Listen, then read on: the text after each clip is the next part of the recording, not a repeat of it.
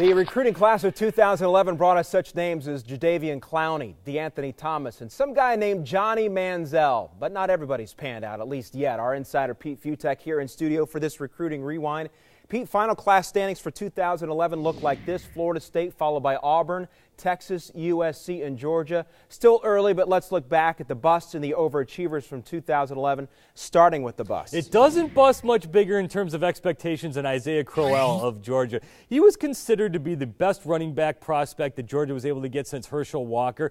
Talent-wise, he had a great freshman year. He looked like he was going to be something special.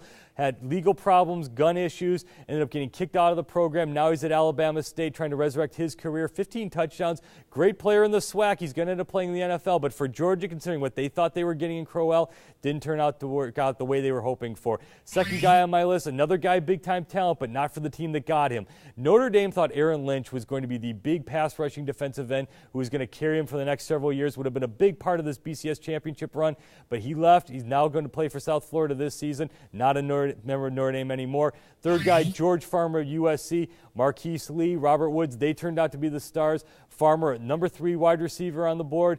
Only one catch last year, has not panned out quite yet. All right, now losing Isaiah Crowell at Georgia turned out to be really not much of a loss for the Bulldogs. Freshman tailbacks Todd Gurley, Keith Marshall came along, picked up the slack. So the question, though, is, had Crowell had stayed, how would he compare talent-wise to Gurley? It would have been interesting to see because both Gurley and Marshall had verbal that they were going to come even before Crowell got kicked off the team. So they would have been a part of this whole mix. One of them obviously would have redshirted. Interestingly enough, Marshall was the #1 running back recruit last year. He would have been probably the guy who was redshirted because Gurley turned out to be the better running back of the 3 maybe. He's going to be the guy they're going to build everything around. He was kind of an also-ran, kind of middle-of-the-pack running back guy.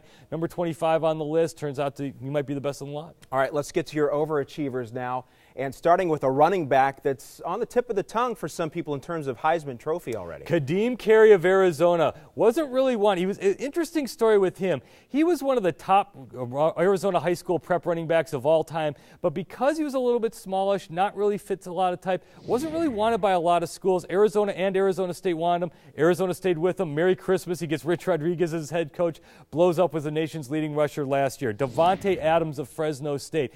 Again, another guy kind of flew under the radar, had some issues, but Fresno State stuck with him, turned out to be the most dynamic receiver in the country coming out last year. 14 touchdowns, big-time deep threat. He is going to be on everyone's All-America list coming into next year. The last guy, Benardrick McKinney. Wasn't really thought highly of by a lot of SEC teams. A little bit skinny, seen as a little bit of a project. Gained 15 pounds of muscle, turned into a heck of a pass rusher. Top tackler for Mississippi State last year, proved he was definitely an SEC star. All right, you mentioned Adams. He was one of just 10 guys, one of 10. It's impressive in college football last season with over 100 catches. Not bad for a redshirt freshman at Palo Alto. So how does a guy that ran a 4.4 as a 42-inch vertical slip through the track? Couple of these things. He had some injury problems, was never quite able to live up to his expectations early on in the process, dinged up a little bit, finally got healthy and showed what he could do. The second problem, academic issues. Again, Fresno State stuck with him. They hit the home run.